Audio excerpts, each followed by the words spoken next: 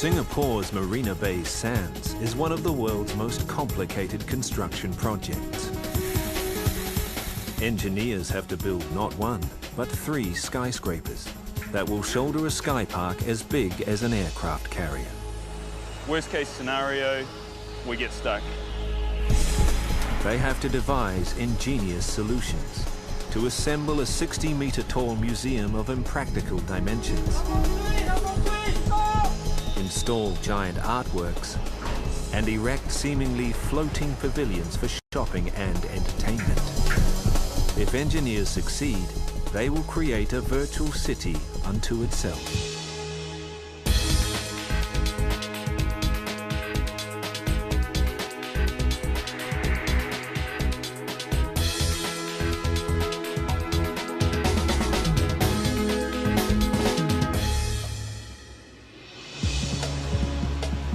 Singapore, the Southeast Asian country, is smaller than New York City. The lack of space forces it to build its largest leisure and entertainment hub to date on a small tract of reclaimed waterfront land. The Marina Bay Sands. It's not one megastructure, but many. Serious challenges lie in the array of buildings that form the unique complex. 3 57-story hotel towers slope at such great angles, they're in danger of buckling under their own weight. An even bigger problem is the hotel's roof. A 340-meter sky park spans its length, containing gardens, outdoor pools, and the world's largest cantilevered observation deck. But how do you build something as big as an aircraft carrier, 200 meters in the air?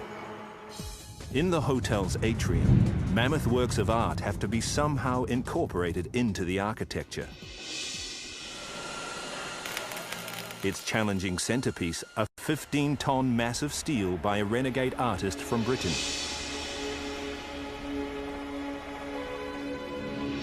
A 60-meter tall art science museum is designed for maximum visual impact. It will be to Singapore what the Opera House is to Sydney. Only one problem. It seems too impractical to construct. And a set of dramatic glass-encased pavilions, while themselves pose little challenge, have to be built in water. The man behind the Marina Bay project understands the risks, but he believes that anything short of astounding will fail. Sheldon Adelson, one of the world's richest men and CEO of Las Vegas Sands Corporation. What we hope to accomplish is to change the face of Singapore tourism. So we expect a very successful development. That is by far the largest and most expensive single project we've ever undertaken. It'll cost about 5 to 5.5 billion US dollars. It's a lot of money. Now, I know $1 billion doesn't buy what it used to, but by any measurement, it's a lot of money today. Adelson believes his huge investment is safe in the hands of Moshe Safdie, a world-renowned architect.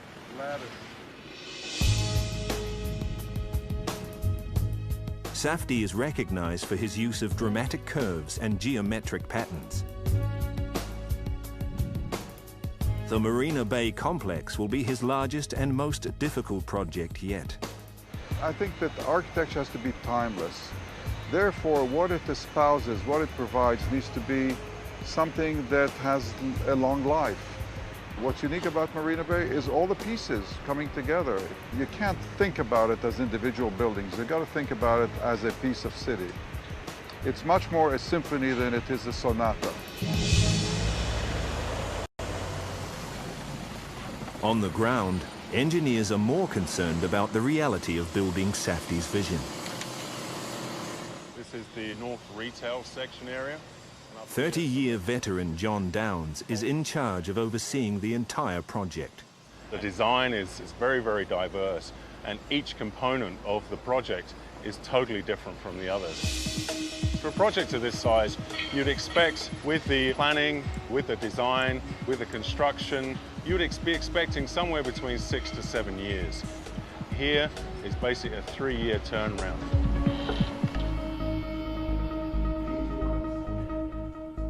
The first and most critical construction task is to secure the footprint, though this normally straightforward job proves otherwise.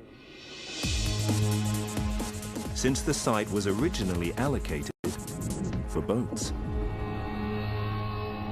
The complex sits on 560,000 square meters of reclaimed land, part of a decade-long plan to revamp Marina Bay, a former saltwater estuary that's now a freshwater reservoir. Beneath the reclaimed land, which is essentially a seabed, is a dangerous layer of marine clay.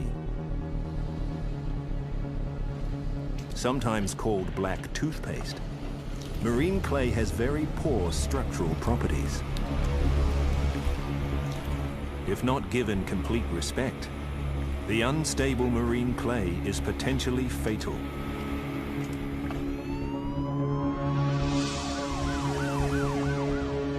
In 2004, Singaporeans discovered the lethal consequences firsthand. A routine excavation in an underground tunnel for the mass rapid transit network causes a collapse, creating a gaping hole in the nickel highway, killing 4 workers. The ground conditions in which they were building the nickel highway were not dissimilar to those in which we are encountering here. They had also soft clay, they had similar depths of excavation between 20 and 37 meters. One of the big things that was learnt in the nickel highway collapse was the importance of monitoring movements and the control of quality as the construction proceeds. Marine clay is an old foe of engineer Mike Barton. He's defeated it in the past by understanding how it behaves.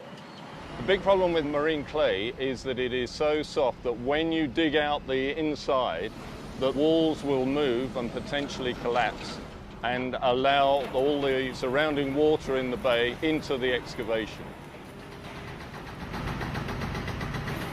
So, before work can begin, the unstable building site needs major fortification.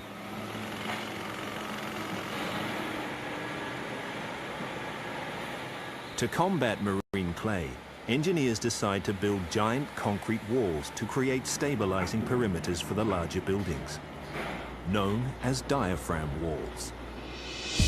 Up to 1.5 meters thick, diaphragm walls are steel-reinforced concrete sections, pounded 50 meters into the ground.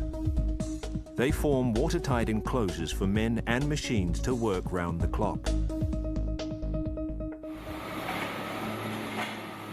In just 1 year, over 4,000 meters of diaphragm walls help produce a rock-solid foundation. The diaphragm walls that we constructed in a formation which we called a peanut formation, which is 2 circles joined together, and a donut formation, which is circular, is that they are able to withstand very, very large forces from the marine clay without any movement. They encapsulate an area that's bigger than a football pitch that enables us to excavate very quickly and to build structure up very quickly.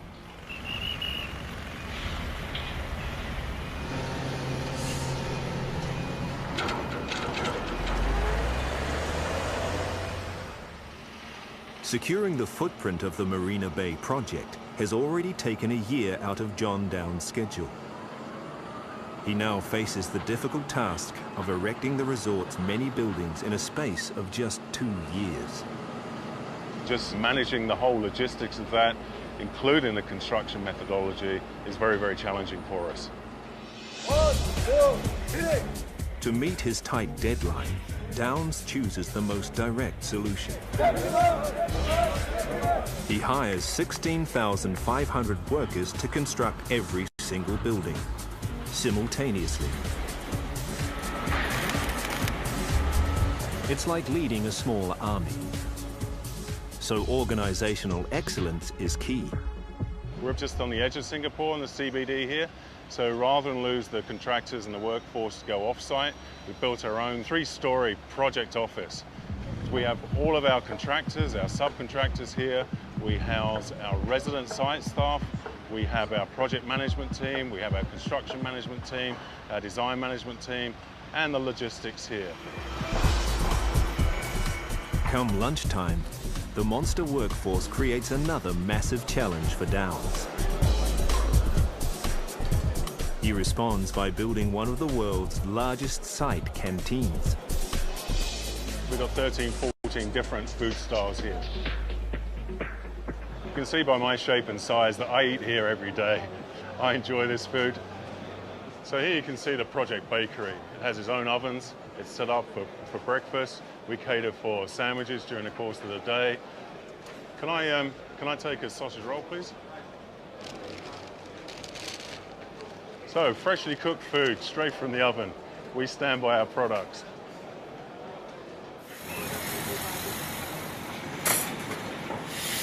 The tight schedule also creates problems at the hotel towers, where engineers are already struggling with a congested site. The important thing to do is to make sure that they come in and deliver the goods straight away and then get out again. We don't want too many vehicles on site at the same time. To speed up construction and alleviate traffic congestion, engineers turn to a method that's proven itself countless times in the field: in situ concrete casting. Hotel walls are made on site in the thousands.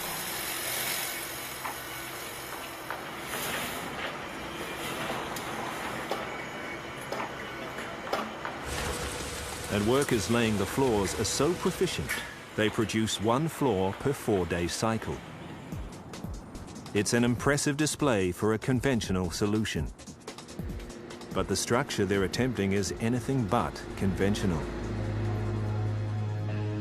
The key challenge of building the hotel towers is its unusual design. Unlike other skyscrapers, part of the towers slope at incredible inclines. Like a set of collapsing dominoes, the towers could buckle under their own weight if a practical building solution is not found. It's a major concern for engineer Craig Glover. I've been in the industry for 25 years, done a wide range of projects in many different countries, but nothing compares to this whatsoever. There was nothing we could take reference from across the street on the next high-rise or across town. This is a new frontier.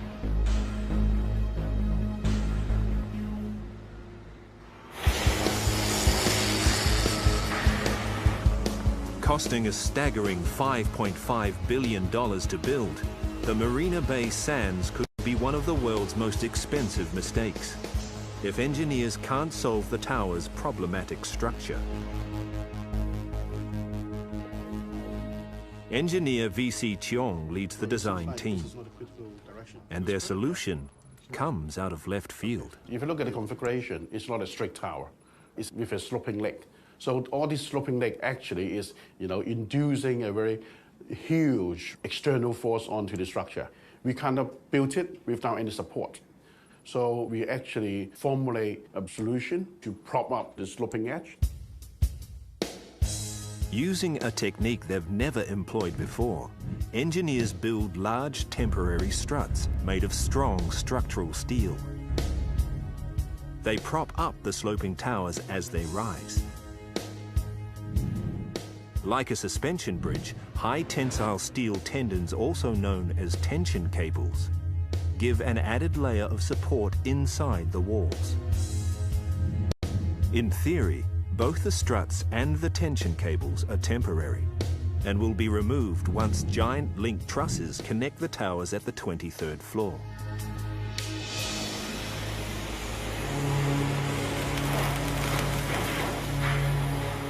The sheer weight in concrete is enough to topple the towers at level 8 if the engineers' calculations are wrong. To reduce the chances of failure, Glover and his team make a radical decision. Instead of removing the temporary tension cables in the tower walls, they make them permanent supports. I feel good it's in there because it's added strength, it's added support. We have a twined network here of high-strength steel, and what we do is we bundle these up so they form a cord with multiple strands inside this conduit. We place this conduit inside the walls prior to casting the concrete. So what we then do is once the concrete is cast, we anchor one end into the concrete. So we then put a very high-strength pneumatic jack onto the collar and one by one pull these strands through and tension them up. What that does is basically pull the building back and hold it in place. If these cables were to suddenly break or if they weren't in place, we wouldn't be able to control the self-weight as we build more and more of the building up. So it's a very important part of the actual engineering of the solution to hold the building in place until we can connect it. Despite the team's quick thinking, the true test of their engineering decisions will only happen once the main support struts are removed and the massive link trusses installed.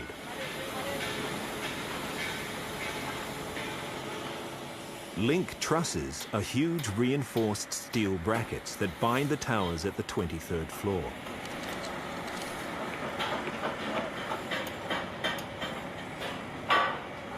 Once their installation is complete, they transfer the sloping tower's weight completely away from its temporary struts.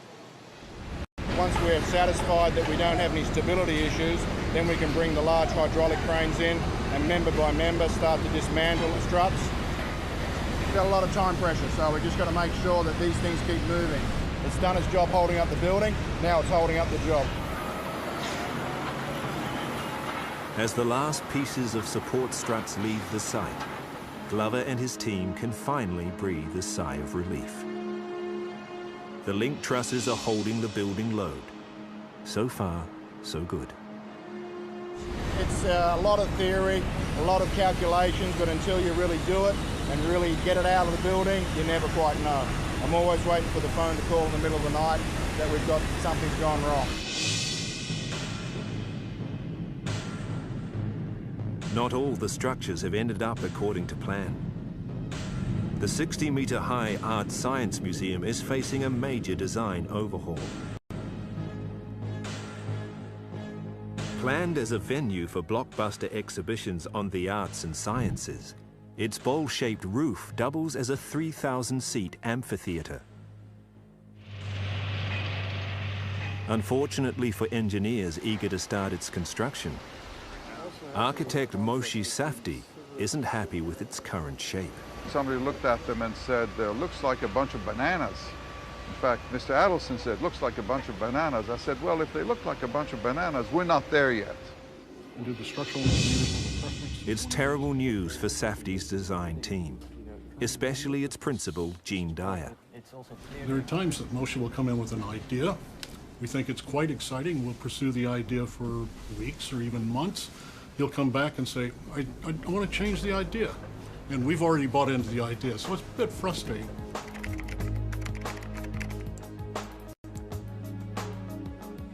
To rework the unique geometry and dimensions of the Art Science Museum, Dyer and his team turned to advanced 3D modeling programs. It not only makes navigating the museum's complex geometric patterns easier, it shortens the process to a matter of days. The model is dynamic and it can be moved by just changing one or two elements. Moshe could experiment. He could make rapid judgments in a very short period of time about which way he wanted to take the project. This is a process that was impossible to do 10 years ago. Without the computer, this would take years and years and years. Nautilus form effectively became... To rationalize the new look into a buildable structure, architect David Robbins splits the museum into spheroid segments. We began to look at using different spheroids to define the different upper and lower surfaces of this building. That gave us a very rational way of describing the plan form to our clients. After months of refining the design, Safdie is finally happy with the result. The mathematical precision that we gave them made them even more beautiful. It led some people to say, well, hand of welcome. Others said, is that a lotus? And the more ambiguous the associations, the closer I thought we were getting to our target. Because I think the least exciting buildings are those which have overt symbolic associations. Armed with the new design, engineers begin work on the museum's 60-meter-high superstructure. A staggering 5,600 steel elements, weighing some 5,200 tons, are prefabricated to exact specifications.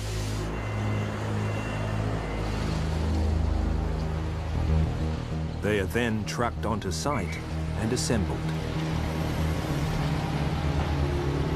It's like putting together a giant jigsaw puzzle. Each element has to be installed with pinpoint accuracy. If it's even a few millimeters off, engineers will have to start from scratch. Engineers of the massive atrium at the base of the towers are facing an equally tough construction process.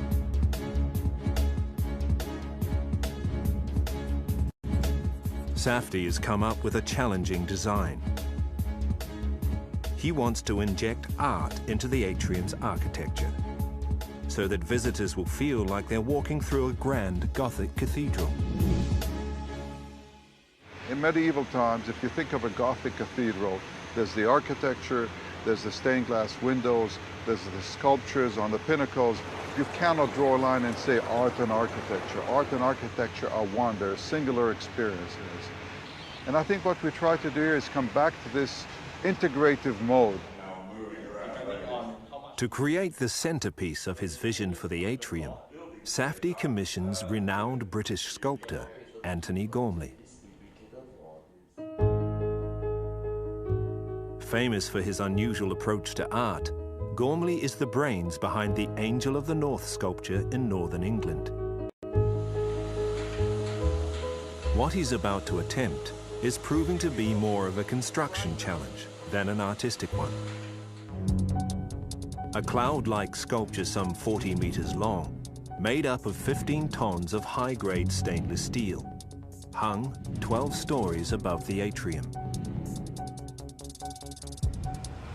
The Angel of the North is, in a way, making a very traditional public sculpture because it's isolated in space at the edge of a valley. You can see it for miles and miles. It's very much about occupying space. This is about activating space. You can't see it for miles and miles. You have to be in the space with it. Each viewer, every person coming out of their hotel room will confront this big chaos thing and have to find their place in it. I think that's an exciting thing. Called drift, Gormley's steel sculpture is so huge and so complex that it can't be sculpted using traditional methods. Gormley's team has to create state-of-the-art 3D computer programs that translate his ideas into buildable plans.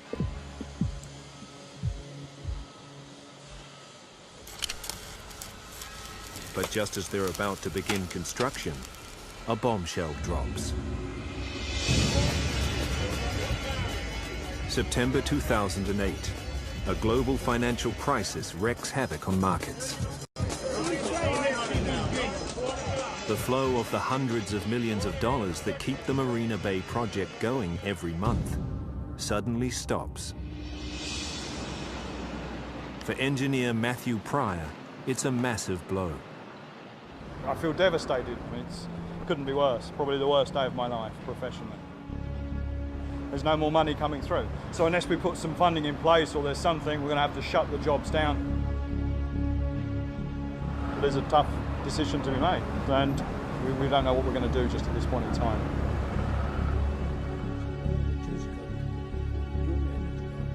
With the future of the multi-billion-dollar project plunged into doubt, all eyes turn to the man behind it, Sheldon Adelson. The next move of one of the world's richest men will determine the fate of the mega construction site.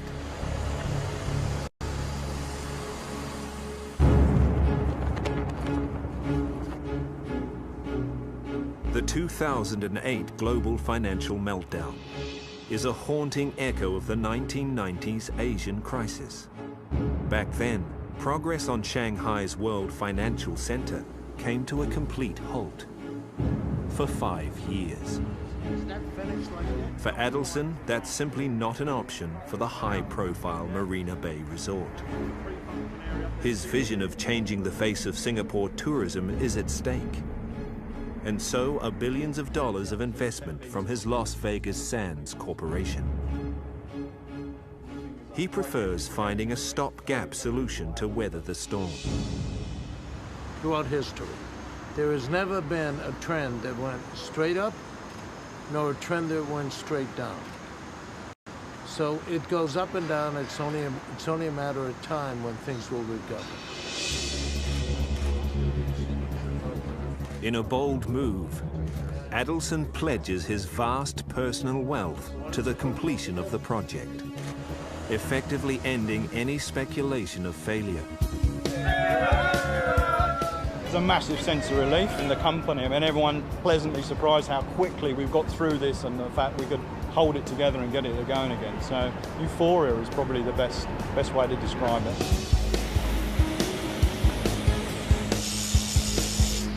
With the crisis averted, construction on the 3 57-story hotel towers, the casino, theaters and convention center resumes at pace. Everywhere you turn, steel is being installed.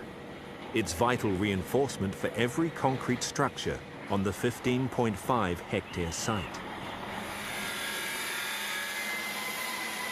For one project at the tower's atrium, steel is more than just reinforcement.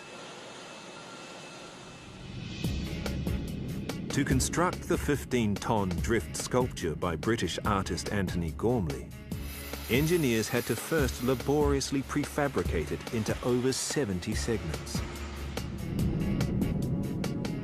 The segments are then welded into 8 slices and will ultimately form the sculpture. It's a tricky operation, but engineers are able to complete it swiftly due to a system of codes and numbers that enable them to quickly identify what goes where. Once all 8 slices of drift are fully assembled, it's lifted up into position by a temporary lifting frame. A massive box truss on the atrium ceiling then takes over the load. In theory, the box truss will support the weight of the lifting frame as it's being lowered down. It will be a heart-stopping moment, especially for engineer Graham Stevenson.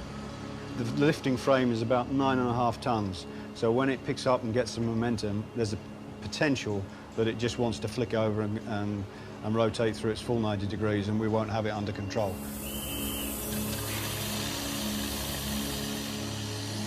Stevenson's solution: 4 powerful automated hoisting drums located at the 4 corners of the frame. They allow workers to control the strength and speed of the operation with high tensile steel cables.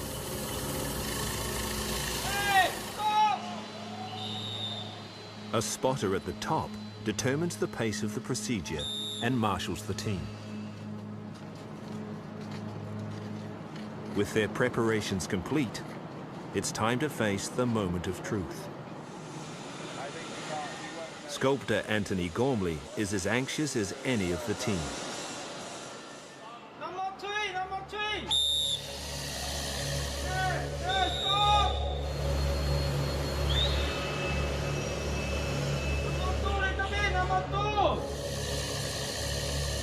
The entire operation is estimated to take up to 10 hours to complete. As soon as the frame is in motion, there's no turning back.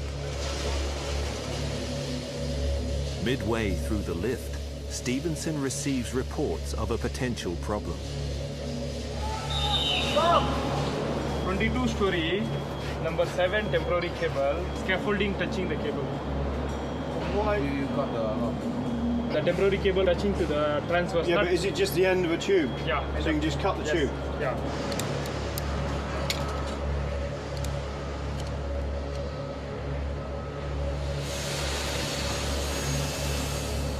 Problem solved. But what was previously an estimated 10-hour procedure now turns out to be a 24-hour marathon lift. At 6 a.m. the following morning, they complete the job. Absolutely fantastic. The Gorman is now finally in its final position, so really an end of a long and exhausting day, and big thanks to everybody, but it's finally done.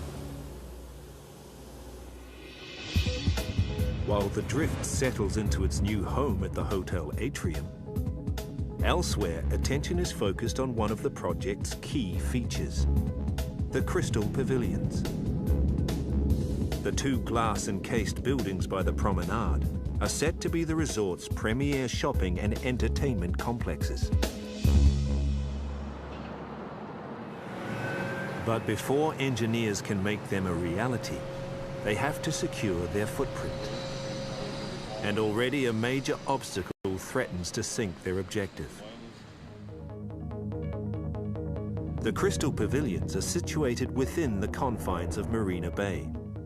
So to found it, engineers have to find a way to build in 6 meters of water.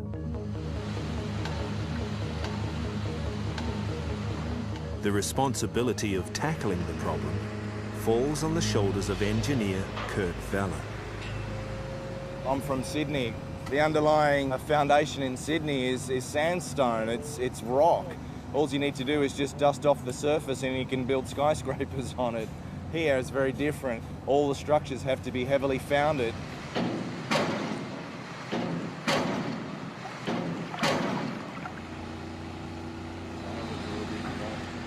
To keep water out of the construction site, only one solution seems viable for Vella and his team. A waterproof steel structure called a cofferdam. This temporary formation surrounds the worksite with a circle of steel sheet piles, creating an impenetrable shield that locks out the water, keeping the workers safe within. For the job, they rope in a 12-ton vibro hammer. It punches the sheet piles deep into the earth, making the cofferdam rock solid and resistant to movement.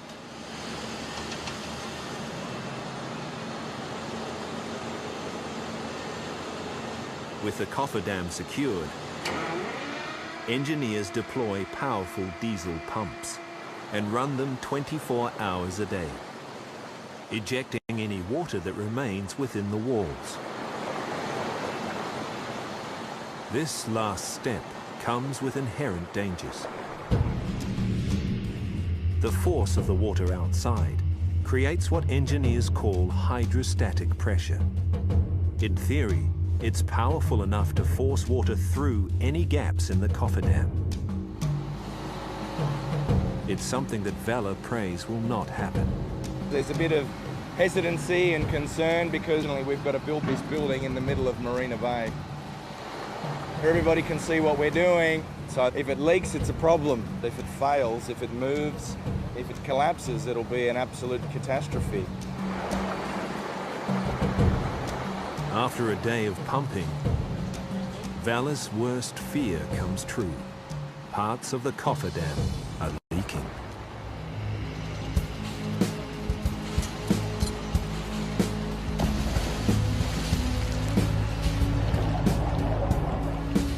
To rectify the problem, Vela orders a team of 8 divers into the water on 10-hour shifts. Their mission? Find out where the water is being forced in and plug them shut with epoxy resin. Anson Lee is an 8-year diving veteran. The toughest part of my job is the environment. The visibility is poor here. It's totally zero, I cannot see anything here below. I solve that by feel the suction and then feel out the thing. You have to overcome all the fear that you can't see under the water, but okay I feel proud to be one of this team to build this thing out.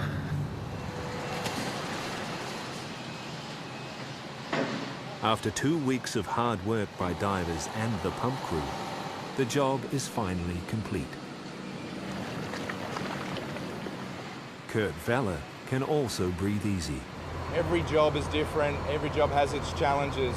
You plan and prepare, you try and identify your risks in advance, and you try and come up with contingency plans. And that's what's really enjoyable from my perspective. That's what gets me out of bed in the morning.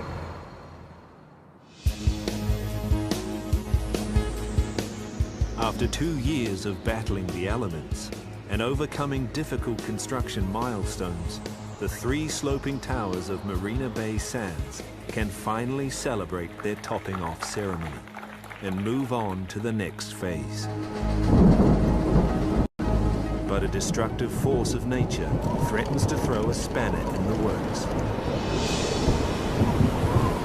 With climate change predicted to affect the pattern of Southeast Asia's typhoons, Singapore may one day experience the destructive tropical storms plaguing its northern neighbors in the Philippines and Taiwan. When that happens, typhoon-force winds could spell disaster for the hotel towers, especially the 340-meter sky park sitting on top of it. The force of the wind can make both buildings sway dangerously, causing irreparable damage to the structures.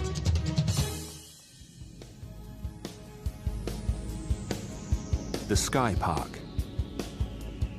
offering 360-degree views of Singapore. The visionary design will have enough surface area to park 4.5 Airbus A380s. But when architect Moshe Safdie first mooted it, it stemmed from a purely functional need. Luxury hotels, as we think of them, always have lots of open space around them, gardens, at least in the kind of tradition. But we didn't have much space left. And at that point, I figured, well, if we cut out of an extrusion of foam the kind of slab that goes over those 3 towers, and we placed it there, and we said, what do we have here? My God, that's some power. And so that's where the idea was born. That's what makes us a resort. This is not a critical direction. Safdie's revolutionary idea scores points for ingenuity, but it clearly isn't what nature intended. Typhoon-force winds threaten to rock the towers and its sky park, causing unimaginable damage. If engineers are to make the building a reality, they'll need a rock-solid solution. Still got to do all this cladding. Engineer Tony McKee has little time to make things happen. At the moment, we're running a couple of weeks behind what we'd originally planned. We're not entirely happy about it, but at the end of the day, we've got to do this safe and we've got to do it properly. You're safe close to the... To fight the enemy, McKee knows he has to first understand the enemy. He hires leading US wind engineers CPP to carry out extensive testing on the towers and Sky Park. Their mission? Find out how Singapore's potential wind forces affect the buildings. We turned that upside down. Wind engineer Roy Danoon oversees the process at their state-of-the-art wind tunnel in Fort Collins, Colorado. The thing that makes this really special is the fact that we have this sky park running across the top, linking all the towers together. So whereas normally with a normal tower, we'd measure the loads on the tower in isolation, with this one, what we're needing to do is to measure the loads on all three of the towers at exactly the same time. So that way we can know how the towers are going to move relative to each other, so we can make sure that they're not going to put excessive strains or movements into the sky park. During the tests, a scale model of the Marina Bay towers is blasted with 40km/h winds to simulate faster typhoon winds in reality. Over 1,000 pressure measuring instruments inside the model register how the winds affect the buildings. At the end of the tests, engineers confirm that the three towers can deform by some 200 millimeters during the fiercest storm. Engineers quickly figure out a solution: movement joints. Inspired by bridge engineering philosophy, movement joints are essentially gaps located between the concrete towers. The huge gaps allow for movements of up to 250 millimeters. Aluminium and stainless steel plates act as sliding components. They can move back and forward over each other, a little bit like you'd see in a flexible bus, where you have that articulation happening in the middle. It's a similar concept to that. To accommodate the differing movements of the three towers, engineers install multi-directional steel bearings below the sky park. The solution scores major points with Tony McKee. Only one problem. It won't work with a rigid structure containing 1.5 million liters of water. Any movement in the joints could fracture the sky park swimming pool, endangering lives and property below.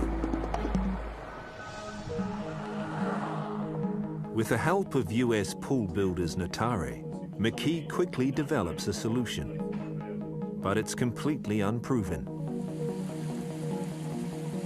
A secondary system of movement joints built into the pool itself.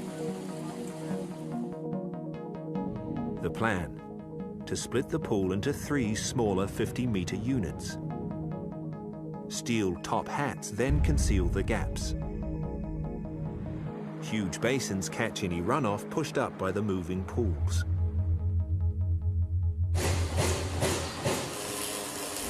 McKee knows he only has one chance at making this work. So he commissions a trial by water. What we've got here is the side of the swimming pool, which replicates the movement that we're going to get between the towers.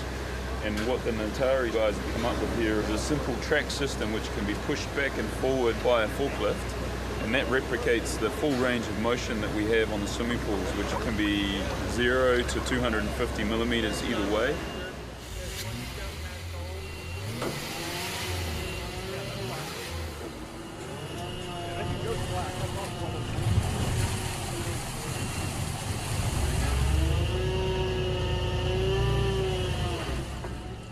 It takes engineers weeks of testing before they're completely satisfied.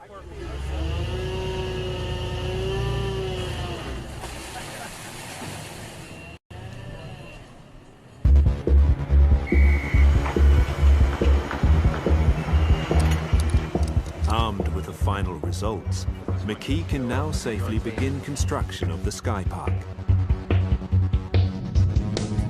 Consisting of some 10,000 tons of steel, the Sky Park is as big as an aircraft carrier.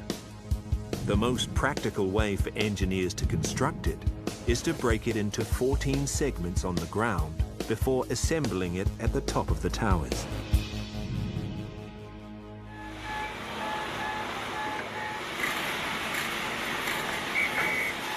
There's no room for miscalculation at 200 meters in the air. Each segment is carefully prefabricated and tested by steel specialists Yongnan, and then trucked to the site independently. From the very beginning, McKee and his team anticipate that their biggest challenge will be lifting the two largest segments of the Sky Park, the box girders. Measuring 80 meters long, their combined weight is a staggering 1,400 tons. How do we feel? A little bit of apprehension. You know, it's a significant lift that hasn't been done before. If something goes wrong, it could be really significant for us. To reduce risks, McKee turns once again to proven bridge building technology.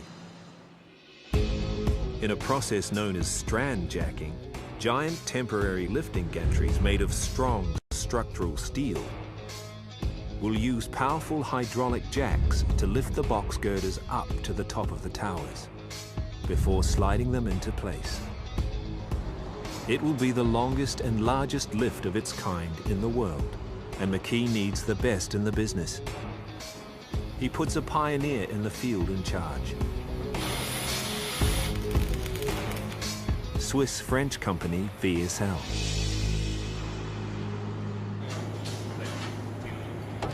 Engineer Eddie King and his team have successfully raised bridges, stadium roofs, and even Ferris wheels. The toughest work of my work is you have to plan it everything very precisely, because everything to set up in millimeters. So we have to lift up and slide it in and position it in 5 or 10 millimeter accuracies. We don't do properly or don't do safely, was the biggest hazard is the thing can fall down to the ground.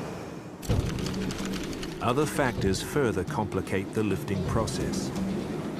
Due to an increasingly tight schedule, the team is forced to conduct the lift during Singapore's annual monsoon season.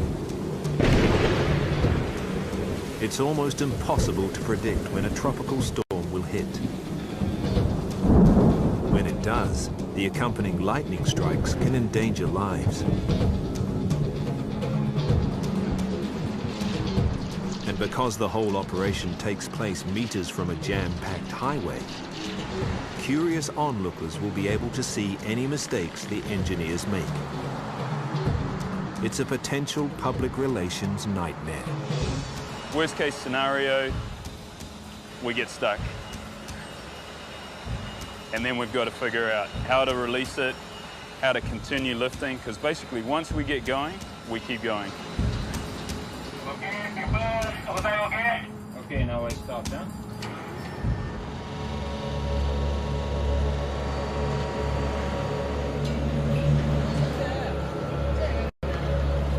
During an estimated 16-hour lift, the box girders will move at a cautious 14 meters per hour. Eddie King and his team constantly check their weather gauges for any incoming storms. The hydraulic jacks are also inspected regularly for overheating. No one wants the operation to stall in mid-air. Point 1 to point 4. 288. Oh, that one, this one. Change to channel 2, yeah? Despite the team's best efforts, Mother Nature catches them by surprise. Okay guys, rain is coming. It's better we stop here. An approaching downpour threatens to grow into a lightning storm. We are at 200 meters above and surrounding building is quite far away. So there's a chance of the lightning striking on the high point like this. So we got to stop and wait until the weather getting better before we continue our lift. McKee's worst fear comes true.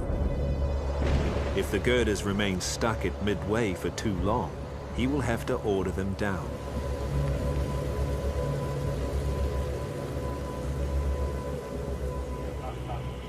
Okay. After a tense 3 hours, the lightning threat passes, and the operation cranks back to life. By the time the box girders slide into position, It's past midnight. Everything went quite smooth today, so we hope tomorrow we can do the same, smoothly bring it in and road transfer to the permanent position. With the lessons learned from the box girder lift, the rest of the segments go up smoothly. As the final piece rises into place, Singapore is already marveling at the team effort behind one of the world's most ambitious building projects.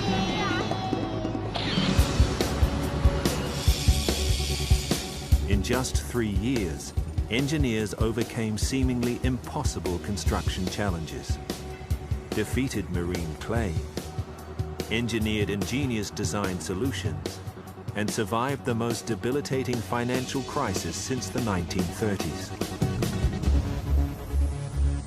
As the finishing touches are put on the resort, the stage is set for an opening party, Singapore style.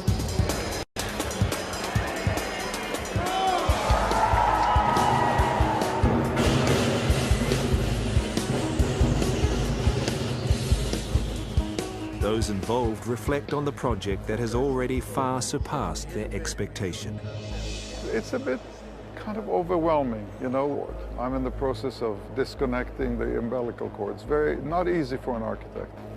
This type of project probably only comes around every 25 years or so. So it's been a lot of hard work, extremely challenging. I really can't imagine, I couldn't list the number of challenges we've overcome along the way to get to today. Everybody is saying this is kind of a miracle, you know, never seen anything like it. And it's rewarding, it's nice. The Marina Bay Sands, Singapore. Proof that with visionary design and engineering know-how, megastructures can still defy the odds and fulfill the wildest dreams.